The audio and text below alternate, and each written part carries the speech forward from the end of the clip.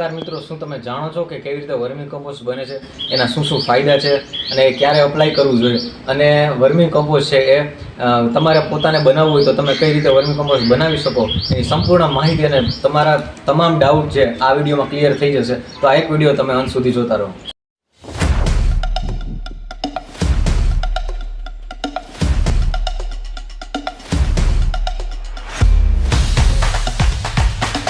નમસ્કાર, હું Gaurang Sojitra, last year under graduate student, LP એગ્રોનોમી student. આજે તમને વર્મી કમ્પોસ્ટ એગ્રીકલ્ચર કોલેજની વર્મી કમ્પોસ્ટ યુનિટની અંદર તમને આજે વિઝિટ કરાવવાનો છું અને સંપૂર્ણ માહિતી વર્મી કમ્પોસ્ટ વિશે આપવાનો છું.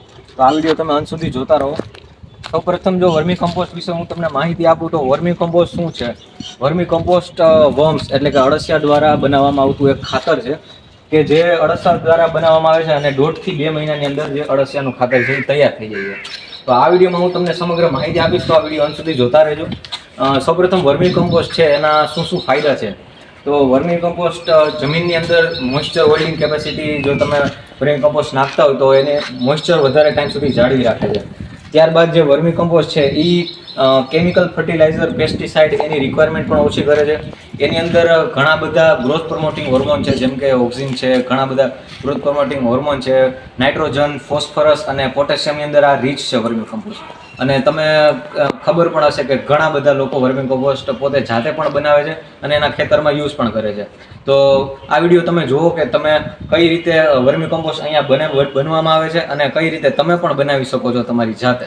સૌપ્રથમ તો જ્યારે વર્મી કમ્પોસ્ટ આપણે બનાવવું હોય ત્યારે કેની અંદર બનાવવું, તો પહેલાં તો આ સિમેન્ટના જે કોન્ક્રીટના ટેન્ક છે તો આ ટેન્ક આપણે સિલેક્ટ કરી શકીએ, અથવા તો પ્લાસ્ટિકના ટબ છે, અથવા તો પ્લાસ્ટિકની બેગ છે એની અંદર કરી શકીએ. પણ એક વાતનું ખાસ ધ્યાન રાખવાનું છે કે એની અંદર પાણીનો નિકાલ હોવો જોઈએ.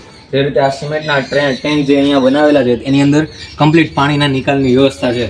તો એ વાતનું ખાસ ધ્યાન રાખવું કે આપણે અહીંયા બેડ ઉપર જ્યારે પાણી છાંટતા હોઈએ છીએ ત્યારે એ જે પાણી છે એ અહીંયા નીચે એકઠું થાય છે અને એ પાણી બહાર જાય છે. એને કહેવાય વર્મી બેડ વોશ. અને વર્મી બેડ વોશ છે એ પેસ્ટિસાઇડ તરીકે પણ એક રીતે આપણે જોઈએ તો કાર્ય કરે છે. એ જો આપણે છાંટીએ પાક ઉપર તો એની ઉપર છે એ જે ચૂસીઓ આપણે કહીએ એ પણ ઓછી આવે છે.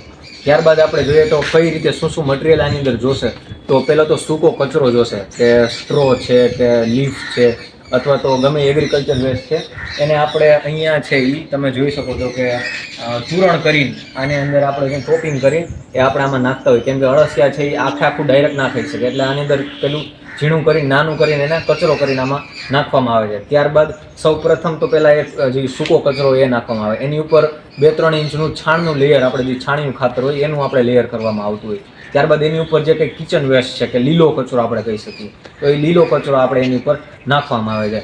ત્યારબાદ એને આપણે છે એ થોડોક સડવા દેવો પડે, કેમ કે આપણે એ છાણ નાખ્યું હોય તરત આપણે અળસિયા નથી નાખી શકતા. કેમ કે છાણ નાખ્યું હોય, છાણ તમને ખબર હશે કે છાણની જે એની કેરેક્ટરિસ્ટિક્સ છે એ કેવી છે કે આપણે એની ઉપર પાણી નાખો એટલે એ હીટ થાય, એટલે 3-4 દિવસ સુધી તો એની અંદર ગરમી જ રહેશે. એટલા માટે તમારે શું કરવું પડે કે એની અંદર 3-4 દિવસ સુધી તમારે રેગ્યુલર પાણી છાંટવું પડે. થોડુંક સડે ત્યારબાદ એની અંદર થોડા અંતરે ખાડો કરીને તમારે એની અંદર અળસિયા રિલીઝ કરવાના. અળસિયા ક્યાં, તો કે એસિનિયા ફેટિડા.